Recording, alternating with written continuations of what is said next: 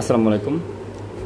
So আজকে আমরা এখানে বেস্ট বিএফডির কি শিখব, প্রথম ক্লাস যেহেতু, সো সাইট সম্পর্কে শিখব, কম্পোনেন্ট সম্পর্কে শিখব এবং কোন কম্পোনেন্টের কি কাজ সেটা সম্পর্কে আমরা শিখব। ঠিক আছে, আচ্ছা। তো এইখানে দেখা যাচ্ছে কিনা আমাকে জানাবেন। সো এখানে আমরা যেটা করতেছি, আমরা প্রথমে সর্বপ্রথম পাওয়ার থেকে শুরু করতেছি।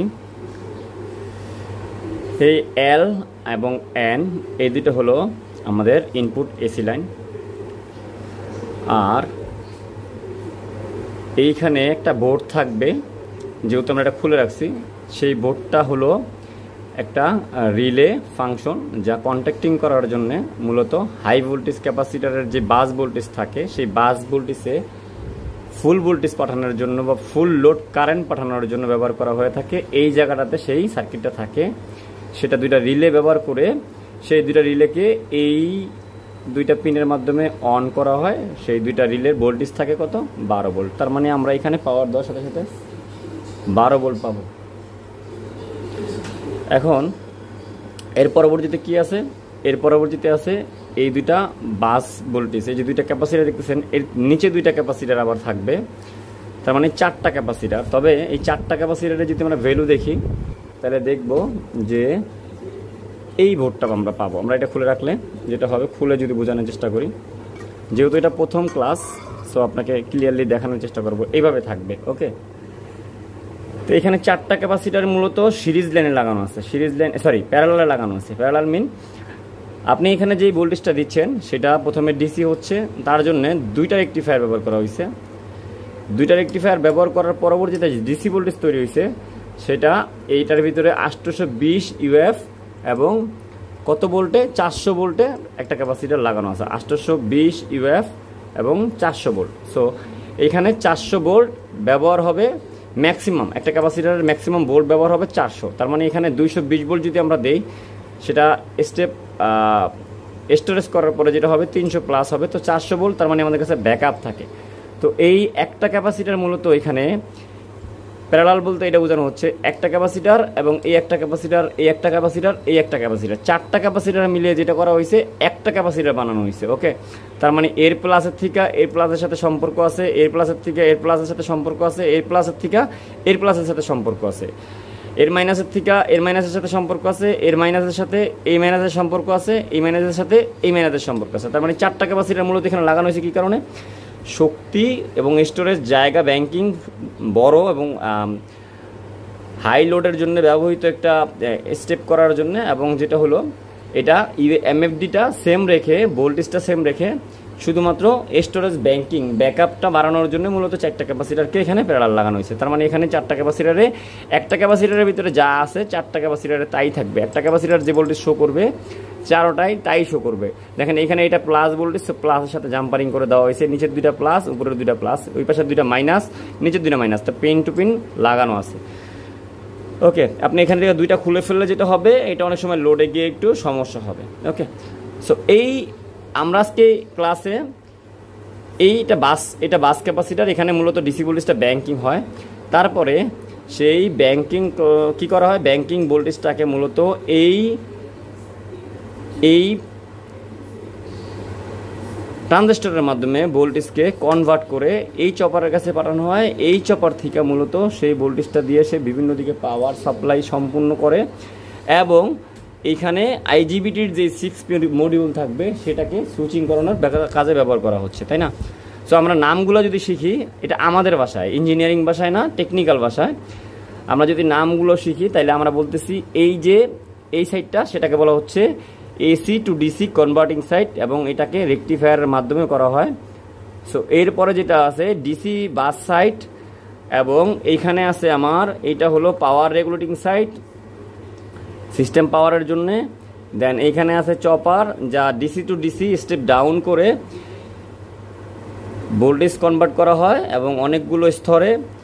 এবং এইখানে আছে কি এর এই যে ডিসপ্লে লাইন, আর এখানে আছে এটা হলো এনটিসি থার্মোস্টার লাইন, মানে এটা লাগানো হয় হিটসিংয়ের সাথে। এখানে থার্মোস্টার বা টেম্পারেচার পরিমাপ করার জন্য এই পিনটা, এখানে দেখেন এনটিসি লেখা আছে, এবং এইখানে লাগা আছে ফ্যান, তার মানে এর মাধ্যমে মূলত একটা ফ্যান চলে, যা 12 ভোল্টের হতে পারে, 24 ভোল্টের হতে পারে। আমাদেরটা কত ভোল্টের, ধরুন উদাহরণ এক্সাম্পল 12 ভোল্টের, হ্যাঁ।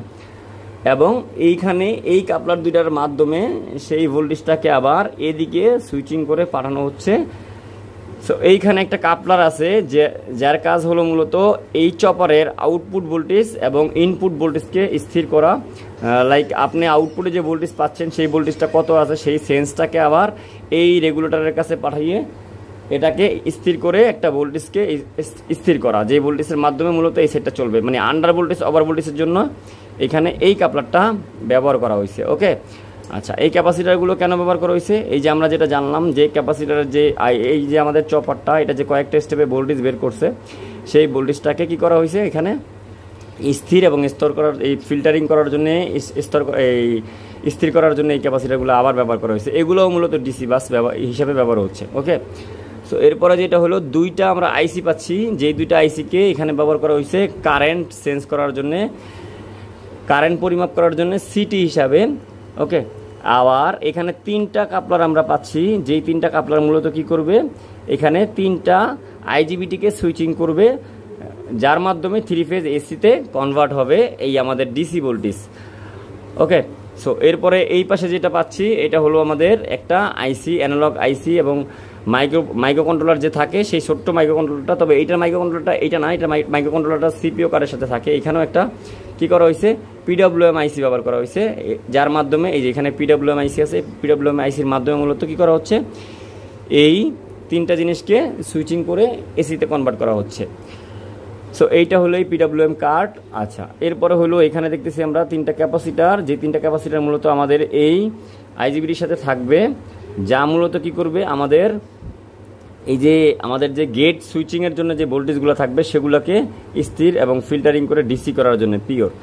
ওকে, তার মানে এই 3টা জিনিস মূলত আমাদের মেইন গুরুত্বপূর্ণ, এবং এই 3টা জিনিসের মাধ্যমে আমরা এই এসিকে, এই ডিসিকে আউটপুট হিসাবে এসি হিসাবে পাচ্ছি পালস পিডব্লিউএম কন্ট্রোলিংয়ের মাধ্যমে। ওকে, আর এখানে যে রেজিস্টারগুলো মিসিং দেখছেন, সেই রেজিস্টারগুলো মূলত এই পাশে লাগানো আছে, দেখেন ওইটা হলো একটা সাইড পজিটিভ, এটার সাইড একটা নেগেটিভ, এরকম করে লাগানো হয়। সো এখানে লাগানো আছে আমার মূলত R020 এই মাপের একটা এখানে রেজিস্টার লাগানো আছে। সো এখানে যেমন 3টা লাগানো আছে, এইখানেও 3টা এরকম সেম লাগানো থাকবে। ওকে, আচ্ছা, এরপরে এখানে ছোট ছোট রেজিস্টারগুলো যে দেখতে পাচ্ছেন, এখানে ছোট ছোট এই যেগুলো ডায়োড লাগানো আছে, এখানে দেখেন এই যে ডায়োড, ছোট ছোট ডায়োড এগুলো লাগানো আছে, এখানেও সেম ছোট ছোট ডায়োড লাগানো আছে, এগুলো ডায়োড।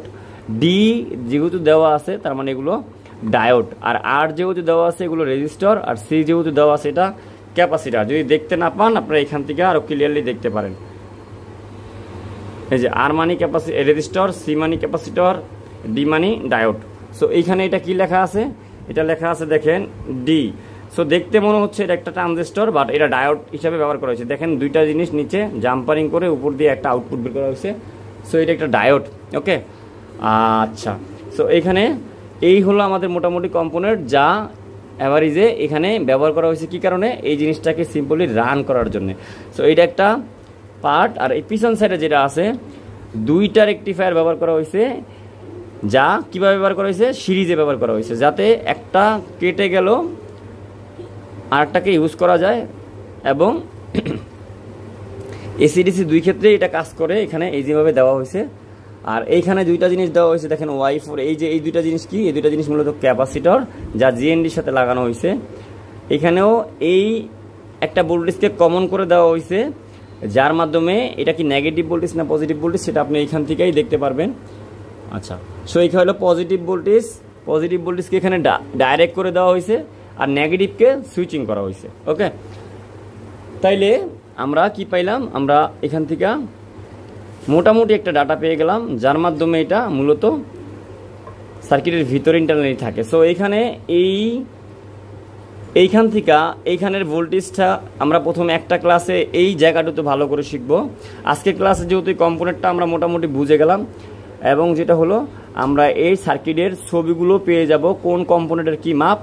দ্বিতীয় ক্লাসে আমরা যেটা পাবো সেটা হলো এগুলো স্টেপ বাই স্টেপ কীভাবে পরিমাপ এবং সমাধান করতে হয়। সো আমরা এখন যেটা করব, এই প্রত্যেকটা কম্পোনেন্টের পিকচার দেখব কোনটার কত নাম্বার, কারণ আমি জানি অনেক সময় এই নাম্বারগুলো মিসিংয়ের কারণে যেটা হচ্ছে, আমরা রিপেয়ার করতে পারতেছি না, এই নাম্বারগুলো ফুটে যায়, রেজিস্টারটা ফুটে যায়, নাম্বার কত থাকে জানা থাকে না। এই জন্য আমি স্থির করে কি করতেছি, আপনাকে জুম করে এই নাম্বারগুলো আমি ছবি তুলে এডিটিং করে স্টেপ বাই স্টেপ এই পুরো 15 মিনিটের ক্লাসের এই বাকি 5 মিনিট আমি আপনাকে দেখিয়ে দিচ্ছি। ঠিক আছে, দেখা হবে নেক্সট ক্লাসে। নেক্সট ক্লাস হবে কীভাবে আমরা তো বলেই দিলাম। এইটার A to Z, এই F300-এর A to Z 10টা ক্লাসের মাধ্যমে আমরা আপনাদেরকে প্রকাশ করব, যাতে সিএনসির যারা কাজ করেন তারা এই জিনিসটাকে নিজেরাই রিপেয়ার করতে পারেন, আর যারা একটু সামান্য ইলেকট্রনিক্স কাজ করতে পারবেন তারা এটা রিপেয়ার করতে পারবেন। ওকে, ভালো থাকবেন সবাই, আল্লাহ হাফেজ।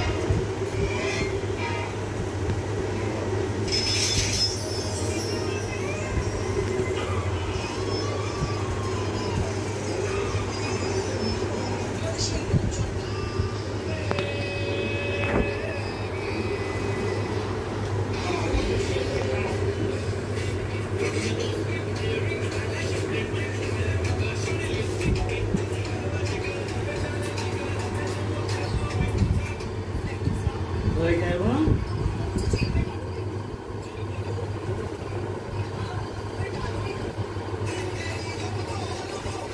35 volt 100 UF capacitor, gate capacitor.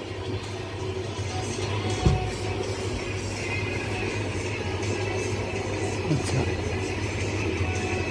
H11L1 105 Q on type. ওকে,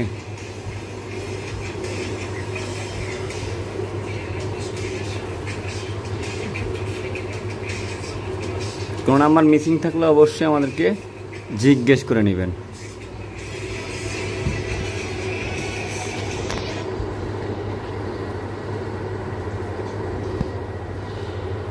যেটাই লাগবে আমাদেরকে জিজ্ঞেস করলে আমরা ক্লিয়ার করে আপনাদেরকে নাম্বারটা দিয়ে দেবো। আগে ডায়াগ্রাম বোঝার জন্য আমরা আপনাদেরকে দিয়ে দিচ্ছি, এবং কোথায় কি থাকে সেই জিনিসটাও একটা গুরুত্বপূর্ণ জিনিস, আমি জানি রিপেয়ার যারা করেন তাদের জন্যে।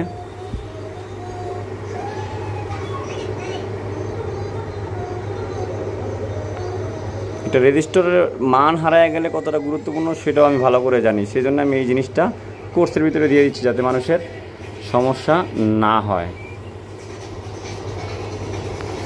যেখানে আপনাদের প্রবলেম সেটা জিজ্ঞেস করে নেবেন যদি প্রয়োজন পড়ে। সাউন্ড বন্ধ কর।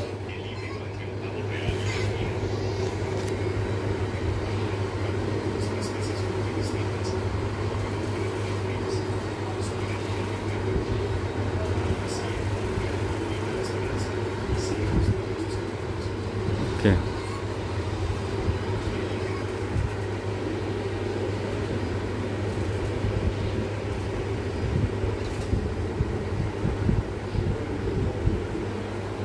যেইখানে প্রয়োজন পড়বে জিজ্ঞেস করে নেবেন। যেমন এই যে ক্যাপাসিটরের মানটা আপাতত দেখা যাচ্ছে ক্লিয়ার, আমি আস্তে আস্তে আরও ক্লিয়ার করে স্থির ভিডিও আপনাদেরকে দিব। আচ্ছা, ওই পাওয়ার রেগুলেটরের নাম্বার আপনাদেরকে দেওয়া হয়নি, এটা হলো 2S, দেখেন আমি বলতেছি এটার নাম্বার হলো 2SD1402, এটা হলো এটার নাম্বার, আপনারা দেখে নেন এখান থেকে।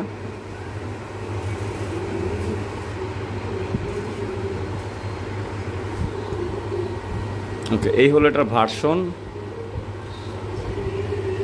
ওকে, এবার আমরা চলে যাব সিপিইউ। এই হলো এটার কাট, 12 ভোল্ট, 5 ভোল্ট, 24 ভোল্ট। এই হলো এটার কাট।